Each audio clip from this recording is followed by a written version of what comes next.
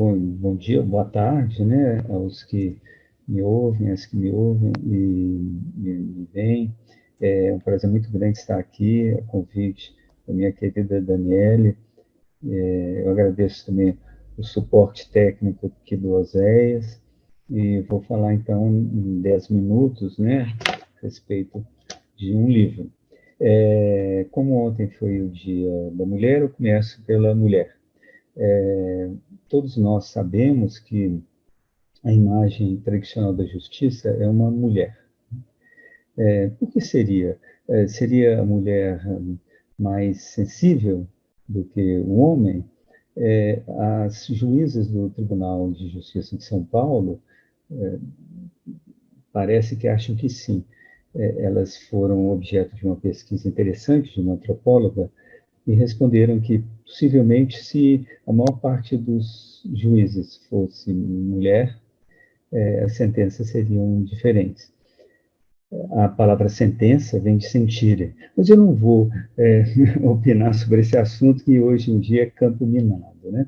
É, eu me lembro também de ter lido uma vez que há muito tempo atrás, antes que as pessoas reproduzissem apenas imagens de justiça, era muito comum um artista pintar o direito, e o direito homem, também nessa mesma linha, né? O homem seria mais duro, né? Duralex ad lex, mais inflexível.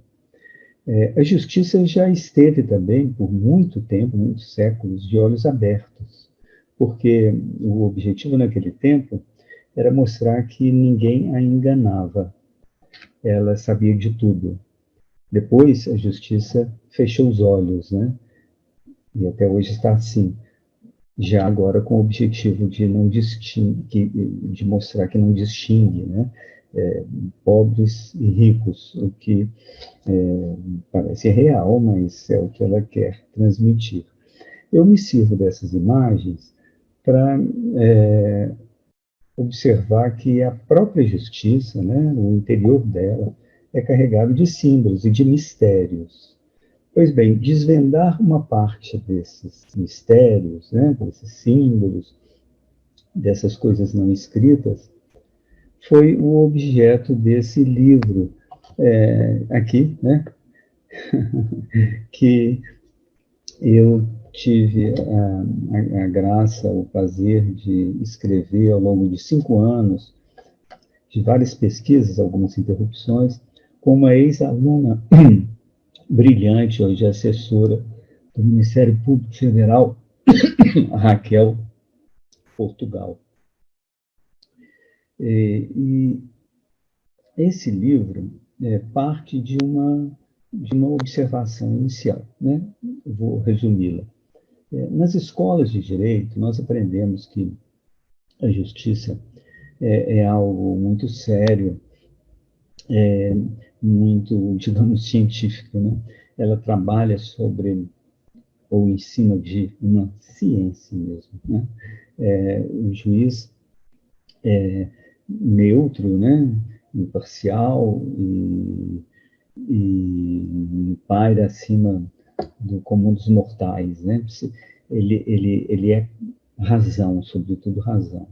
E o processo, como nós sabemos, cheio de regras, de rituais, e a impressão que se tem, que nós temos na escola e que a sociedade também tem, é que se o juiz segue as regras corretamente, ele chega a uma decisão justa, que é a única possível. Pois bem, esse processo seria um processo real? Então a gente parte dessa dúvida. Para concluir, no começo e no fim do livro, que esse processo é contaminado por outro processo entre aspas, no segundo caso. Ele é contaminado por uma quantidade enorme de variáveis que penetram nos poros deste processo que a gente aprende na escola e que subverte, muitas vezes, ou pelo menos relativiza, muitos desses ideais, muitas dessas mensagens que o processo judicial, a própria justiça, quer passar para a sociedade. Então, vejamos, por exemplo, o juiz, né? Se a gente fecha os olhos e imagina o juiz, a gente pode vê-lo em cima de um estrado, né? Vestido de preto, com a sua toga, sério, lembrando os grandes personagens do passado, né? Aliás, no passado, os juízes, por algum tempo, em alguns lugares, já vestiram a roupa dos reis, quando começavam a sua função. A cor preta da toga, a toga em si já indica um personagem sobre-humano, digamos assim, né? A cor preta também passa a ideia de uma ausência de posição, né? Ela, digamos, nega o corpo. Não é à toa que os padres e as freiras, até recentemente, usavam, ou usam ainda alguns, a cor preta. O juiz está no alto. A gente tem atração pelas alturas. Valorizamos as alturas. Em Wall Street, por exemplo, uma pesquisa mostra que a cada 2,5 centímetros a mais, o trabalhador ganha, ou o executivo ganha $600 a mais. Nós falamos em alto valor, né? Vossa Alteza. Tudo isso passa a impressão de que o juiz está no alto mesmo, né?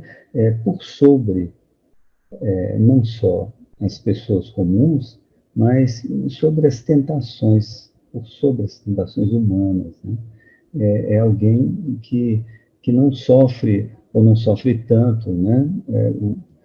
As influências do dia a dia humano. O palavreado é outro exemplo, né? Toda ciência tem o seu palavreado, palavras técnicas, mas nós, do direito, apreciamos, além disso, no nosso dia a dia, né? Verbos, expressões, que as pessoas não entendem. Por exemplo, em vez de surge, exurge, em vez de reunir, adunar, e assim por diante. Por que isso? Né? Para que isso? Isso também reforça a ideia de que quem milita na área do direito conhece o ritual, ao contrário dos que não militam. E isso dá ao próprio advogado um upgrade, né, em relação ao seu cliente. Até a voz influi. Uma pesquisa mostra que a voz grave, sussurrante, convence mais. E não à toa, Ronald Reagan tendo essa virtude, né, serviu de modelo para Margaret Thatcher. Margaret Thatcher contratou, naquela época, uma empresa para ensiná-la a falar mais ou menos como Reagan. Objetos também falam, né? O ato de apertar as mãos, né? Se o juiz aperta as mãos da testemunha, apertar as mãos passa a sensação de confiabilidade, né? E às vezes até de cumplicidade. Os garçons, por exemplo, no restaurante, quando quando o juiz, quando o cliente encosta no ombro do garçom, delicadamente, né, um gesto de amizade, ou vice-versa, as gorjetas sobem de valor. Os espaços, né, também influem muito. Por exemplo, um espaço menor que 8 metros quadrados já gera uma sensação de opressão. Então, se o juiz se aproxima demais da testemunha, na medida em que ele se aproxima, né, ele constrange a testemunha. A relação com o tempo também. Se um advogado quer livrar o cliente da cadeia, né, quer que o juiz relaxe a prisão, e faz o pedido antes do almoço, as chances de ele ser atendido são bem menores do que se ele fizer isso depois do almoço. Né? E a própria sentença, a sentença esconde mistérios. produz efeitos, muitas vezes, diferentes dos efeitos aparentes, né? Por exemplo, uma pesquisa feita no Tribunal de Minas Gerais, TRT, uma psicóloga, mostra que, na maior parte das vezes, o que o reclamante quer não é o aviso prévio à hora extra, ou não é tanto o aviso prévio à hora extra, ou indenização. Ele quer ser reconhecido, ou ele quer se vingar do patrão, ou ele quer se mostrar, dar a volta por cima, digamos assim. Do mesmo modo, o patrão, quando nega, né, atender ao pedido do reclamante, muitas vezes o que ele quer é retaliar e se vingar. Então, a pessoa formula pedidos invisíveis, né, que se somam aos pedidos visíveis e que às vezes são os mais importantes. Às vezes também a sentença extrapola em outro sentido.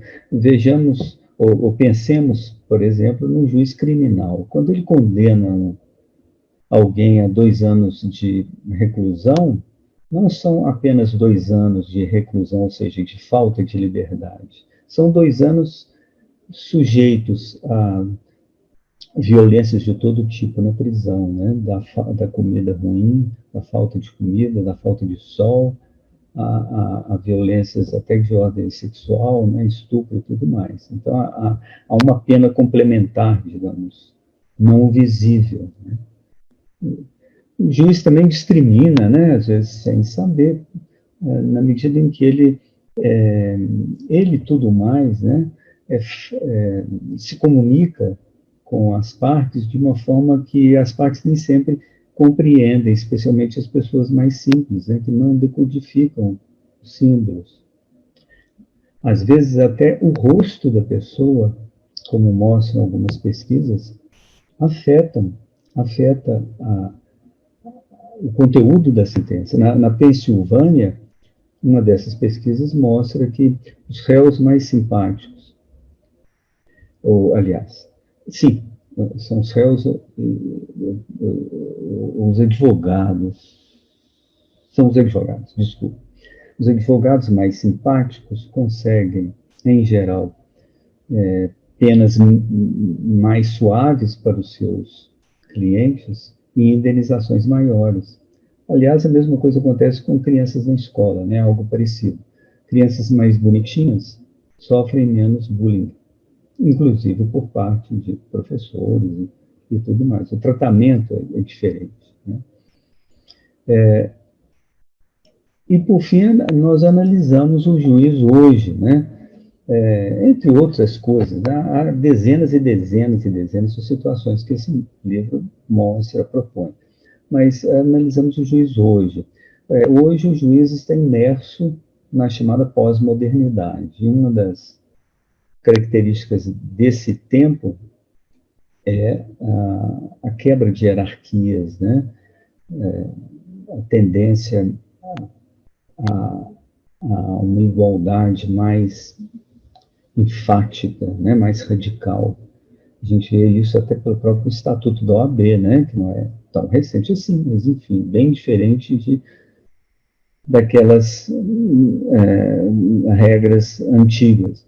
Então, o comportamento do advogado diante do juiz é diferente, né? Eu não critico isso em princípio, não, pelo contrário, né? Mas esse nivelamento, digamos assim, gera também distorções, né? O juiz muitas vezes se vê aflito diante do advogado que está a pique de digamos, questionar a sua autoridade, né? E o juiz tem de manter a autoridade, não o autoritarismo, mas a autoridade. Então, quais as reações do juiz, basicamente? Eu tenho sentido que são duas. Ou o juiz carrega aí no autoritarismo, né? Ele já passa a ser autoritário, né? Ele grita mais, xinga mais, enfim. A ameaça prender, às vezes prende mesmo, Ou ele, ao contrário, pinta as paredes da sala de uma cor que facilita os acordos, como alguns já fizeram, serve cafezinho, serve bala. Então, ou, digamos, o temor ou o amor, né? Que o juiz emprega. E como solucionar todas essas, ou como controlar essas variáveis? Elas são basicamente incontroláveis, né? Substancialmente, mas podem ser minimizadas, né?